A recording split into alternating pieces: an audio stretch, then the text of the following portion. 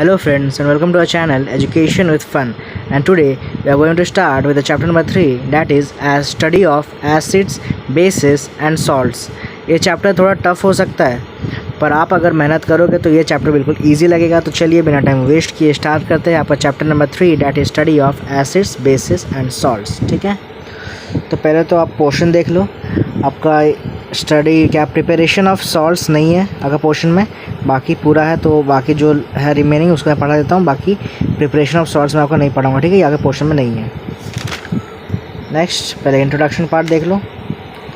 Non metals like sulphur and carbon burn in air to give gases which one dissolve in water give solution which turn blue litmus red. Okay, तो non metal जब air में burn करेंगे तो जो solution give करेंगे water के साथ mix होने से, वो क्या करेगा, ब्लू लिटमस को टर्न कर देगा रेड में। फिर solution which turn blue litmus red contain acids. Okay, so the solutions which can turn blue litmus into red contain acids. ठीक है, फिर metals burning in oxygen produce solid products, oxides. Some of these dissolve in water to give solution that turn red litmus blue. फिर solution which turn red litmus blue contain bases। ठीक है, तो जब metal oxygen में burn करेंगे तो कुछ products देंगे, वो क्या करेंगे, जब वो वाटर में डिजॉल्व होगा तो वो रेड लिटमस को ब्लू टर्न कर देगा। जो सॉल्यूशन रेड लिटमस को ब्लू टर्न करता है उसमें क्या होता है, उसमें बेस होता है। ठीक है, फिर non metal generally form oxides that dissolve in water to form acidic solution. फिर metals form oxide that are solids if they dissolve in water this oxides give alkaline solutions. Okay, तो ये सब और जरूरी नहीं है आपके लिए। आ जाओ डायरेक्ट एसिड्स पे आ जाओ। Acids should not be tasted by tasting them because some acids would be dangerous even deadly to taste। okay, so acids आप जानते हो कि उसको जीभ से टेस्ट नहीं करना चाहिए by tongue, because it can prove deadly for us. Okay, and it has a sour taste, by the way it has a sour taste, and its Latin word from which it is derived is acidus whose meaning is sour. ठीक है, फिर definition देख लो acid का। An acid is a chemical compound which on dissolution in water yields hydronium ion H3O plus as the only positively charge ion. Okay, तो जब acid को आप वाटर में डिज़ोल्व करोगे तो वो एक आयन गिव करेगा जिसका नाम क्या है, हाइड्रोनियम आयन H3O प्लस। वही सिर्फ एक पार्शियली चार्ज आयन फॉर्म होगा जब एक एसिड को वाटर में डिज़ोल्व किया जाएगा। ठीक है, फिर फॉर्मेशन, ये जो फॉर्मेशन है ये आप पिछले चैप्टर में पढ़े हो, कैसे इसको दिखाया जाता है इलेक्ट्रॉन और डायग्राम से, वही है, बाकी इतना पढ़ने का ज़रूरत नहीं है ये वाला। ठीक है, नेक्स्ट आ जाओ। Classification of acids. पहला, on the basis of source के बेसिस पे एसिड्स कैसे क्लासिफाई होंगे। पहला, organic acids which are present in animal and plant material known as organic acids, these are weak acids. Okay, example, ethanoic acid present in vinegar, methanoic acid present in ant stings, lactic acid present in sour milk, citric acid present in lemons, oranges and other citrus fruits, tartaric acid present in grapes and batter tamarind, butyric acid present in rancid butter, oleic acid present in olive oil, stearic acid present in fats. Okay, so source के basis पे acids हमारे दो types के होंगे, organic और एक inorganic. Organic क्या है, acids which are present in animals or plants। okay, so these acids are known as organic acids, these are weak acids। example आपका इथेनॉइक एसिड हो गया, मिथेनॉइक एसिड हो गया, लैक्टिक एसिड हो गया, सिट्रिक एसिड हो गया, ये सब है। ठीक है, फिर इनऑर्गेनिक एसिड देख लो। इनऑर्गेनिक एसिड को मिनरल एसिड ही बोलते हैं। ठीक है, फिर acids which are derived from minerals are called inorganic acids और mineral acids. Some of them such as carbonic acid present in coke, Pepsi and other fizzy drinks are weak. A number of mineral acids also corrosive। okay, so simple way to remember inorganic acids is that they does not contain carbon, exception is carbonic acid। okay, तो simply आप inorganic acid को कैसे याद कर सकते हो कि inorganic acid में आपको कार्बन नहीं मिलेगा। जैसे एक्सेप्शन केस बस याद रखना है, carbonic acid is exception case, others you can learn by that inorganic acid does not contain carbon in them। example, you can see carbonic acid, it is an exception, that is H2CO3 present in fizzy soft drinks, hydrochloric acid HCl found as dilute acid in stomach and used in cleaning metal surface, nitric acid used in making fertilizers and explosives, sulfuric acid used in car batteries, used in making fertilizers, paints and detergents, phosphoric acid used in making fertilizers and anti-rust paints। okay, so source की basis में दो type का acid होगा, organic और inorganic. Organic क्या है, वो हमारे प्लांट्स और एनिमल्स से मिलता है और वो वीक एसिड होता है। इनऑर्गेनिक क्या है, वो आपका मिनरल से डेराइव होता है, सो उसको मिनरल एसिड बोला जाता है और वो वीक नहीं है, वो स्ट्रॉन्ग एसिड होता है। एक्सेप्शन है एक तो कार्बोनिक एसिड। ओके, बाकी it is a strong acid. ठीक है, फिर on the basis of chemical composition, chemical composition के बेसिस पे दो टाइप का एसिड है, एक हाइड्रो एसिड और एक ऑक्सी एसिड। हाइड्रो एसिड क्या है? These are the acids containing hydrogen and non metallic element other than oxygen. Okay, example HCl, HBr, HI। Okay, तो हाइड्रो एसिड में हाइड्रोजन होगा और एक नॉन मेटेलिक एलिमेंट होगा अदर देन ऑक्सीजन। ठीक है, फिर ऑक्सी एसिड क्या है? These are the acids containing oxygen in combination with other element and hydrogen, example HNO3, H2SO4, H3PO4, CH3COOH। Okay, oxy acid क्या है? इसमें हाइड्रोजन भी मिलेगा, ऑक्सीजन भी होगा और एक नॉन मेटेलिक एलिमेंट और एक होगा। ठीक है, फिर on the basis of basicity of an acid, basicity क्या होता है? Basicity of an acid is the number of H plus or H3O plus ions which can be produced by one molecule of an acid in aqueous solution, or it is number of hydroxyl ions of a base with which one molecule of an acid can react. Okay, तो simply basicity of an acid क्या है कि कितना तो hydrogen या hydronium ion produce होगा जब एक एसिड का मॉलिक्यूल में हम एसिड का मॉलिक्यूल को हम एक्वस सॉल्यूशन में डालेंगे। ठीक है, और it can be how many molecule of acid can react with one molecule of hydroxyl ion is also known as basicity of an acid. Okay, तो दो डेफिनेशन आप जो आपको जो इजी लगे आप वो डेफिनेशन लर्न कर लो। ठीक है, फिर बेसिसिटी के हिसाब से तीन टाइप का एसिड होगा, एक मोनोबेसिक एसिड है, एक डायबेसिक और एक ट्राइबेसिक एसिड। ठीक है, मोनोबेसिक एसिड देख लो, monobasic acid is also known as monoprotic acid. Okay, these are the acids which in complete dissociation produce one hydrogen ion per molecule of the acid or contain one replaceable hydrogen ion per molecule. Okay, फिर the monobasic acid ionize in one step in aqueous solution. फिर monobasic acids only form one type of salt, that is normal salt, since they have only one replaceable hydrogen ion in them. Okay, so monobasic acid क्या है? ये acid जब पूरा completely dissociate हो जाएगा water में तो ये एक हाइड्रोजन आयन देगा। ठीक है, और ये सिर्फ एक टाइप ऑफ सॉल्ट फॉर्म करेगा that is normal salt. Okay, फिर it will ionise in one step only. Then we will come to diabasic acid, also known as diprotic acid. These are the acids which in complete dissociation give 2 hydrogen ions per molecule of the acid or contain 2 replaceable hydrogen ions per molecule. Okay, it can ionize in 2 step and it gives acid salt and a normal salt. ठीक है, तो diabasic acid क्या है? और जब ये completely dissociate हो जाएगा तो ये 2 हाइड्रोजन आयन देगा पर मॉलिक्यूल के हिसाब से, या सेकेंड डेफिनेशन के हिसाब से it contains 2 replaceable hydrogen ions per molecule. Okay, फिर ये 2 स्टेप में आयनाइज होगा और ये 2 टाइप का एसिड फॉर्म करेगा, 2 टाइप का सॉल्ट फॉर्म करेगा, सॉरी, एक एसिड सॉल्ट और एक normal salt. Okay, then H3PO3 इधर कुछ दिया बॉक्स में देख लो। H3PO3 is a diabasic acid and not a triabasic acid as suggested by its formula. This is because in oxy acids of phosphorus only those hydrogens are replaceable which are attached to oxygen. Hydrogen atoms directly bonded to phosphorus are not replaceable. Thus H3PO3 has 2 replaceable hydrogen atoms, therefore it is a diabasic acid. Okay, तो हमारा H3PO3 that is phosphoric acid क्या है? Dibasic acid है, tribasic acid नहीं है। क्यों?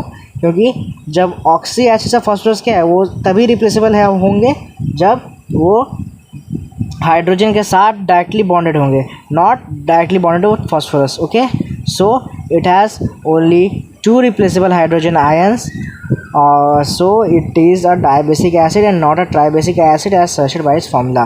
Then we will come to tribasic acid. These are the acids which in complete dissociation give 3 hydrogen ions per molecule of the acid or contain 3 replaceable hydrogen ions per molecule. Okay, they ionize in 3 steps. फिर they form 3 types of salt, that is one acid salt having 2 replaceable H plus ion, one acid salt having 1 replaceable H plus ion and a normal salt. Okay, so tribasic acid क्या है? ये 3 step में dissociate होंगे, sorry 3 hydrogen ions देंगे जब ये complete dissociate हो जाएंगे, या सेकंड डेफिनेशन के हिसाब से this will contain 3 replaceable hydrogen ions per molecule. Okay, फिर ये 3 स्टेप में आयनाइज होंगे, फिर ये 3 टाइप्स ऑफ सॉल्ट फॉर्म करेंगे, एक सॉल्ट जिसमें 2 रिप्लेसेबल हाइड्रोजन आयंस है, फिर एक और एसिड सॉल्ट जिसमें 1 रिप्लेसेबल हाइड्रोजन आयन है और एक नॉर्मल सॉल्ट। ठीक है, फिर silicic acid H4SiO4 has basicity of 4। Okay, so here you learn this one. Then note क्या दिया हमारा? An acid salt is a salt which still contains replaceable H plus ion. Okay, तो acid salt क्या होता है? जिसमें replaceable hydrogen ions मौजूद होता है सॉल्ट फॉर्मेशन होने के बाद भी। फिर NaH2PO4 that is monosodium dihydrogen phosphate, an acidic salt having 2 replaceable H plus ions, Na2HPO4 disodium hydrogen phosphate, an acid salt having 1 replaceable H plus ion, and Na3PO4 that is trisodium phosphate, it is a normal salt. Then this one that is physical state of common acid, ये ज़रूरत नहीं है, आप इसको छोड़ सकते हो। फिर on the basis of strength, इसमें आ जाओ। स्ट्रेंथ के हिसाब से कितना टाइप के एसिड होंगे, ठीक है। पहले स्ट्रेंथ क्या जान लो। Strength of an acid depends on the concentration of hydronium ion that is H3+ ion present in aqueous solution of an acid, okay. So strength क्या है, और strength of an acid is the concentration of hydronium ion present in aqueous solution of an acid, okay. Strong acids which dissociate almost completely in aqueous solution, they are producing a high concentration of hydrogen ions or hydronium ions, are known as strong acids. Strong acids have degree of dissociation that is A greater than 30%, example HCl, sulfuric acid, nitric acid, okay. So strong acid हमारा क्या है, जब वो completely dissociate हो जाएगा aqueous solution में by producing a high concentration of hydrogen ions, okay, or hydronium ions, then they are known as strong acids, okay. फिर they have a degree of dissociation greater than 30%. फिर weak acid क्या है, acids which dissociate only to a small extent, they are producing a low concentration of hydrogen ions or hydronium ions, are known as weak acids. Weak acids have degree of dissociation less than 30%, ठीक है। तो weak acid हमारा क्या है, उनका जब वो aqueous solution में जाएंगे तो वो सिर्फ कुछ हद तक ही सिर्फ डिसोसिएट हो पाएंगे, thereby producing a low concentration of hydrogen ions और hydronium ions, and they have a degree of dissociation that is a less than 30%. Degree of dissociation calculate कैसे करते हैं, यहाँ पे फॉर्मूला दिया है, number of acid molecules dissociated और ionised by total number of acid molecules present in aqueous solution into 100, okay. So this is the formula to calculate the degree of dissociation. Example आपका weak acid का क्या है, acetic acid है, carbonic acid है, हाइड्रोक्साइनिक acid है, citric acid है, ठीक है। फिर number 5, on the basis of concentration. Concentration क्या है, concentration of an acid depends upon the percentage or amount of an acid dissolved in water. Generally an acid solution having a concentration of 1 mole per liter or less is called a dilute acid. फिर concentrated acid, an acid having relatively high percentage of acid in its aqueous solution is called a concentrated acid, okay. So एक acid जिसमें जब वो aqueous solution में उसको हम डालेंगे और तभी भी उसमें एसिड का परसेंटेज ज़्यादा होगा तो वो हमारा कंसनट्रेटेड एसिड होगा. डाइल्यूट एसिड क्या है?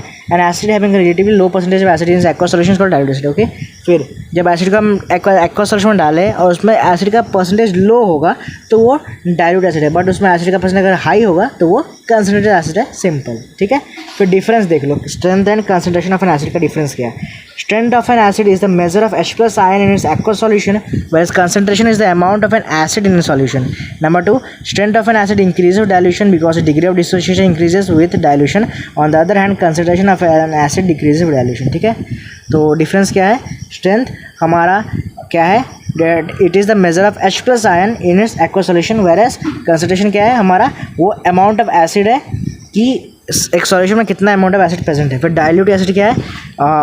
N acid having a strength. और सेकंड डिफरेंस क्या है? स्ट्रेंथ हमारा डाइल्यूट हो, जैसे अगर डाइल्यूट एसिड होगा तो स्ट्रेंथ हमारा इंक्रीज होगा सॉल्यूशन का, बट अगर वो कंसनट्रेटेड एसिड होगा तो हमारा स्ट्रेंथ डिक्रीज होगा. ठीक है, यहाँ पे कुछ नोट दिया देख लो. For diluting a concentrated acid never add water to acid because on adding water to acid a large amount of heat is liberated. This heat converts water into steam which can splash on your face. Therefore for diluting concentrated acid pour the acid in water with constant stirring so that heat liberated is absorbed by water. Okay, so कभी भी जब आपको acid को dilute करना हो तो पानी वो एसिड को मत डालिएगा क्योंकि उससे स्टीम फॉर्म होगा जिससे आपका फेस पे वो आ सकता है.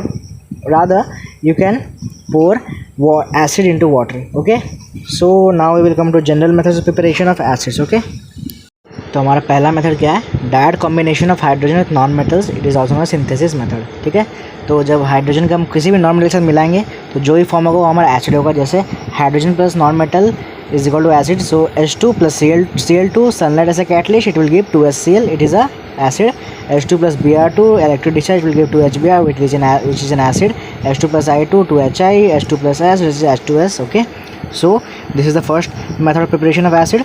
और ये सब जो इक्वेशंस दिख रहे हैं आपको, ये सब आपको लर्न करना है. ठीक है, यहाँ से आपको क्वेश्चंस आ सकते हैं इक्वेशन का, बैलेंसिंग इक्वेशन क्वेश्चन एग्जाम आपको बोर्ड एग्जाम्स में आते हैं, 100% आता है. ठीक है, तो आपको सारे इक्वेशन लर्न करना पड़ेगा चैप्टर से. Next preparation, non metal oxide plus water which gives acid. Okay, non-metal oxide that is SO2 plus H2O, it will give H2SO3. SO3 plus H2O, it will give H2SO4. okay, and N2O5 plus H2O 2HNO3. P2O5 plus 3H2O, it will give 2S3PO4. P4O10 plus 6H2O, it will give 4S3PO4. CO2 plus H2O, it will give 2H2CO3. okay, So second method is a non-metal oxide plus water which gives acid. ये सब भी balancing equations आपको देखना है, सब आता है इससे क्वेश्चन ना. Note only oxy acids can be prepared by this method. Oxide such as SO3, N2O5 and P4O10 which give acids on their dissolution in water are called acid anhydrides. Okay, so क्या है आपका कि इस method से सिर्फ oxy acid prepare होगा, बल्कि oxides सच as SO3, N2O5, P4O10 विच जो डिसोल्यूशन के बाद एसिड गिव करते हैं वो सब प्रिपेयर नहीं हो सकता. उनको हम क्या बोलते हैं, एसिड एनहाइड्राइड्स बोलते हैं. ठीक है. फिर थर्ड मेथड का प्रिपरेशन क्या है, by oxidation of non metal. Oxidation मतलब पता है addition of oxygen to a substance is known as oxidation. So S + 6HNO3 it will give H2SO4 + NO2 + H2O. यहाँ पे देखिए S था तो यहाँ पे ऑक्सीजन ऐड हुआ तो क्या बन गया, H2SO4 बन गया. तो ये हमारा ऑक्सीडेशन हुआ. ठीक है. तो नॉन मेटल का ऑक्सीडेशन से हमारा एसिड फॉर्म होता है. ठीक है. P + HNO3 it will give H3PO4 NO2 + H2O. Okay. Then our fourth method is by displacement of more volatile acids from their salts by less volatile acids. Okay, salt plus non-volatile acid it will give volatile acid. You can say NaCl plus H2SO4 it will give NaHSO4 plus HCl. So our here H2SO4 is displaced by our NaHSO4 which is a more volatile acid. Okay, so this all balancing the equations you learn it. यहाँ से आपको questions आएंगे, पूरा confirm 100% question आता है balancing का.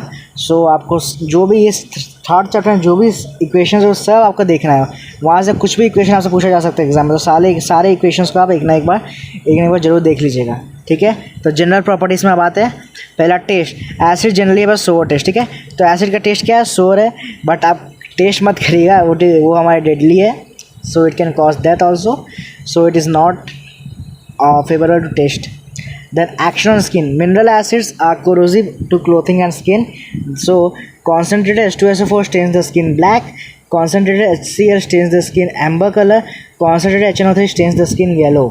Okay, so जो भी हमारा स्किन कलर चेंज होता है एसिड के बाद, इन तीन सॉल्यूशन से इस तीनों कलर को आप लर्न कर लीजिएगा.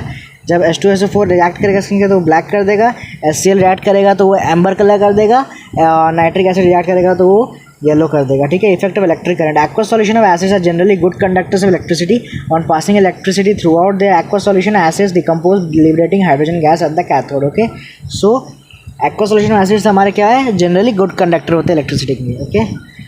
Then effect of indicators. Indicators क्या है, substance will determine the acidic or basic nature of a solution by a characteristic change in their color are known as indicators. Okay, so indicator क्या है, so the substance which can determine the acidic or basic nature of a solution by a characteristic change in their color, so that substances are known as indicators. Certain color substances have been found to change color if added to an acid solution. This color change is reversed if the acid is cancelled out or neutralized. Okay, substance that do this are known as indicators. ठीक है. तो indicator क्या होते हैं, substance जो एक characteristic change और determine करते हैं उनके कलर में, वो हमारे इंडिकेटर्स है. Some important examples of indicators are litmus solution, phenolphthalein, methyl orange, universal indicator, pH papers. Okay, so this 5 are the important examples indicators. फिर कलर चेंज क्या देख लो. ब्लू लिटमस हमारा रेड हो जाएगा, फेनोप्थेलिन हमारा कलरलेस रहेगा, मिथाइल ऑरेंज फ्रॉम ऑरेंज से पिंक हो जाएगा, यूनिवर्सल इंडिकेटर रेड हो जाएगा. ठीक है. फिर reaction with base at neutralization. Acid react with base to form salt and water. ये आपका न्यूट्रलाइजेशन रिएक्शन है. That is acid react with base to form salt and water. Acid plus base give salt and water. Acid हमारा क्या है, Na. हमारा HCl acid हुआ, base हमारा हो गया NaOH. वो क्या फॉर्म करेगा, NaCl फॉर्म करेगा और वाटर फॉर्म करेगा H2O. NaCl कैसे फॉर्म किया, यहाँ का Na, यहाँ का Cl और H, दो H है तो H2 और O. ठीक है. सिंपली अब बैलेंस कर दो. ओके. तो ये फिर नेक्स्ट प्रॉपर्टी क्या है, 6th, reaction with active metals. So when a metal when a acid will react with an active metal, it will give salt and hydrogen gas. So H2SO4 plus Zn, it will give ZnSO4 plus H2. ZnSO4 is a salt and H2 is the gas, that is hydrogen gas liberated. Next 7th property is a reaction with carbonates and bicarbonates. Acids react with metallic carbonates and bicarbonates to liberate carbon dioxide. The gas carbon dioxide is evolved with brisk effervescence. Okay, so जब हमारा carbon dioxide gas evolve होता है तो वो बहुत सारे bubbles form करता है, जिसको हम क्या बोलते हैं, ब्रिस्क इफरवेसेंस। ये टर्म आप अपने क्लास 9 में पढ़े होंगे ब्रिस्क इफरवेसेंस के बारे में। That when carbon dioxide gas evolve it evolves with bubbling you can say, that many bubbles are formed. So metal carbonate plus acid will give metal salt plus water plus carbon dioxide.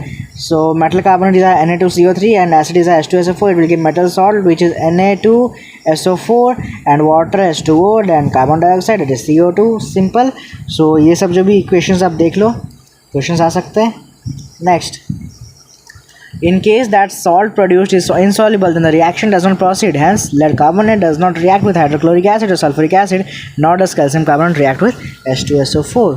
ठीक है, तो जब हमारा salt क्या रहेगा, insoluble, salt जब produce होगा वो इंसॉल्युबल होगा, तो रिएक्शन हमारा फर्दर प्रोसीड नहीं करेगा। बल जैसे और लेड कार्बोनेट जब हमारा जैसे लेड कार्बोनेट हमारा हाइड्रोक्लोरिक एसिड का रिएक्ट नहीं करता या ना ही सल्फ्यूरिक एसिड का रिएक्ट करता है, वैसे ही कैल्शियम कार्बोनेट भी हमारा H2SO4 के साथ रिएक्ट नहीं करता है। फिर next is our reaction with metallic sulphides and bisulphides to liberate sulphur dioxide gas. ठीक है, जब हमारा एक एसिड सल्फाइड या बाइसल्फाइड से रिएक्ट करेगा तो क्या गिव करेगा, सॉल्ट गिव करेगा, वाटर गिव करेगा और सल्फर डाइऑक्साइड गैस गिव करेगा।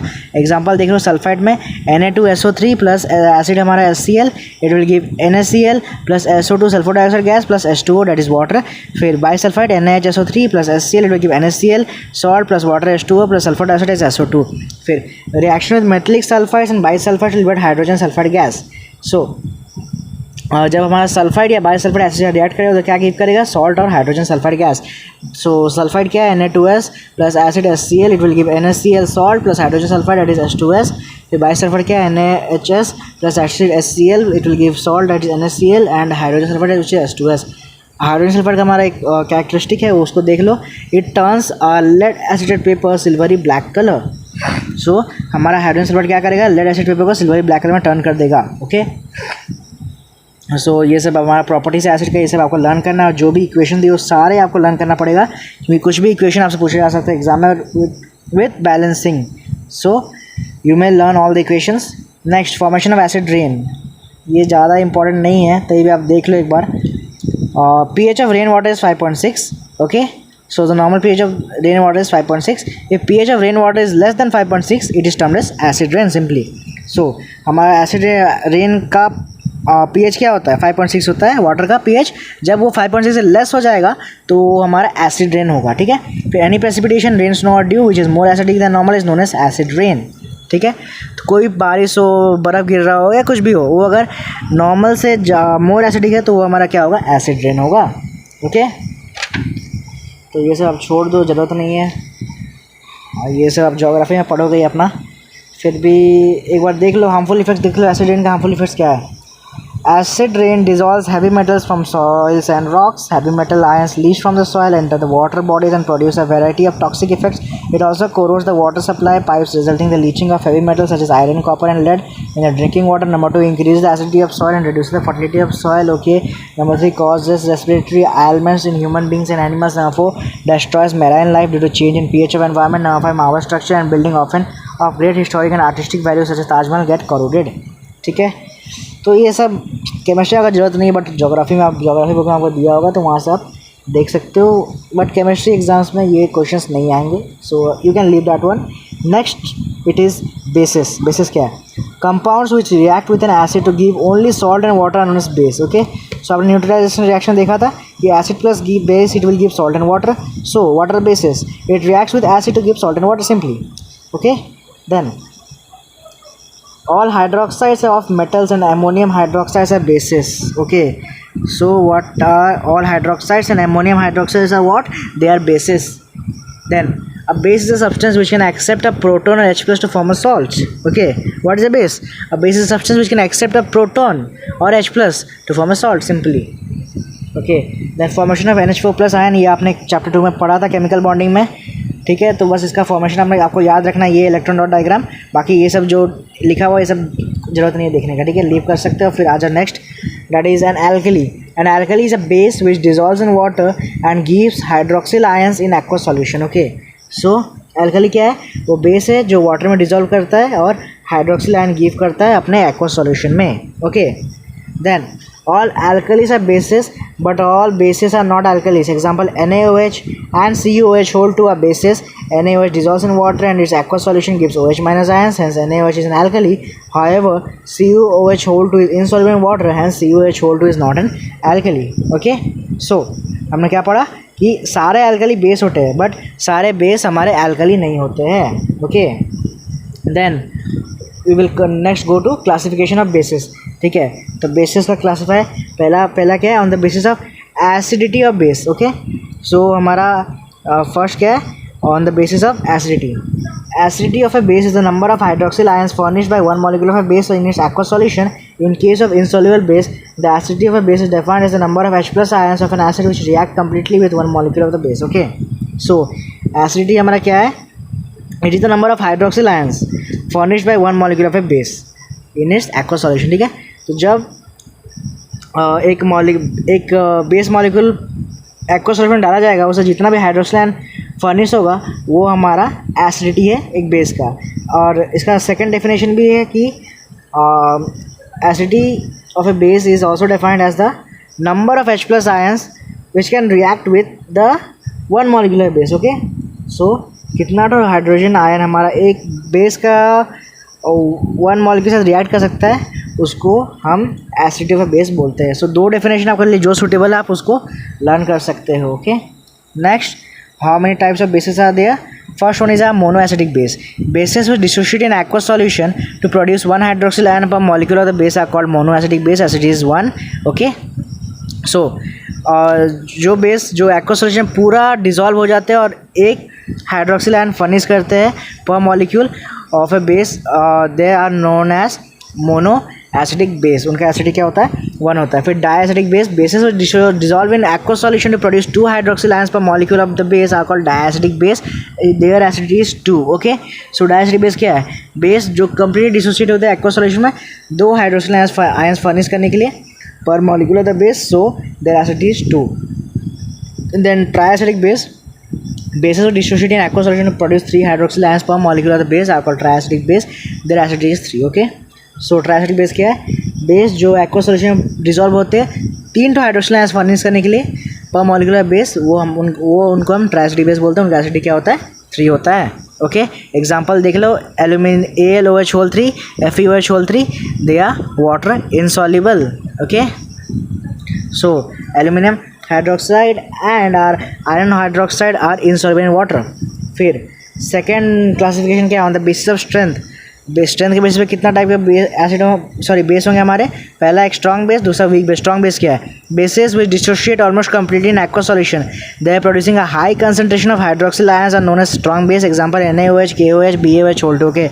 ओके, तो स्ट्रॉन्ग बेस क्या होता है, बेस जो एक्वस सॉल्यूशन कंप्लीट डिसोशिएट हो जाएंगे, thereby producing a high concentration of high concentration of hydroxyl ions, they are known as strong bases. Okay, then weak base. Bases which dissociate to a small extent, they are producing a small concentration of hydroxyl ions are known as weak base. Example, NH4OH, MgOH whole 2. Okay, फिर weak base क्या है, base जो कि कुछ हद तक ही सिर्फ small extent तक डिजॉल्व हो पाएंगे एक्वस सॉल्यूशन में, वो हमारे वीक बेस होते हैं. ओके, फिर नंबर 3 क्या है, on the basis of concentration. पहला concentrated base. A base having a relatively high percentage of base in its aqueous solution is called a concentrated base. Okay, फिर एक एक्वस सॉल्यूशन में कितना परसेंटेज ऑफ बेस मौजूद है उस हिसाब से कंसंट्रेशन डिपेंड करता है. जिसमें ज़्यादा बेस मौजूद है एक एक्वस सॉल्यूशन में, वो है हमारा कंसंट्रेटेड बेस. दूसरा dilute base. A base having a relatively low percentage of base in its aqueous solution is called a dilute base. Okay, फिर डाइल्यूट बेस क्या है, जिसमें कुछ low percentage of base present हो एक्वस सॉल्यूशन में, वो हमारा डाइल्यूट बेस होता है. ओके, फिर difference between strength and concentration of base. Okay, पहला strength of a base is the measure of OH minus ion in aqueous solution, whereas concentration is the amount of a base in a solution. Number 2, strength of a base increases dilution because the degree of dissociation increases dilution. On the other hand, concentration decreases dilution. Okay, so difference क्या हो गया, पहला difference हो गया हमारा कि base का strength क्या है हमारा, वो हाइड्रोक्सिल आयंस कितना उसमें मौजूद है उसका मेजर है, whereas कंसंट्रेशन क्या है, it is the amount of base present in a solution. Okay, second strength, base का स्ट्रेंथ हमारा डाइल्यूशन के साथ इंक्रीज करता है, whereas is degree of dissociation, whereas is concentration decreases with dilution. Okay, so तो इधर क्या दिया हमारा, Lowry Bronsted concept of acid and base, according to this concept acid are the proton donors while the base are proton acceptor, जो हमने पढ़ा था definition है बेस का कि बेस क्या करता है, प्रोटॉन को एक्सेप्ट करता है। ठीक है, तो general methods of preparation of basis इसको हम नेक्स्ट क्लास में कवर करेंगे, बाकी चैप्टर को हम नेक्स्ट क्लास में कवर करेंगे। ओके, क्योंकि अगर पूरा चैप्टर इसमें इस वीडियो में मैंने कवर किया तो बहुत लंबा हो जाएगा। ठीक है, तो आज के लिए यहीं तक। नेक्स्ट वीडियो में हम general methods of preparation of basis से स्टार्ट करेंगे। ओके, तो जो भी मैंने इसको डिस्कस किया ये सब आप, जो भी बैलेंसिंग इक्वेशन है सब आप देख लीजिएगा, बहुत इंपॉर्टेंट है। यहाँ से क्वेश्चन आता है, 100% क्वेश्चन आएंगे आपके बैलेंसिंग इक्वेशंस के। ओके, तो आप देख लीजिएगा। नेक्स्ट क्लास में हम general methods preparation of basis start करेंगे। ठीक है, तब तक के लिए थैंक्स फॉर वॉचिंग।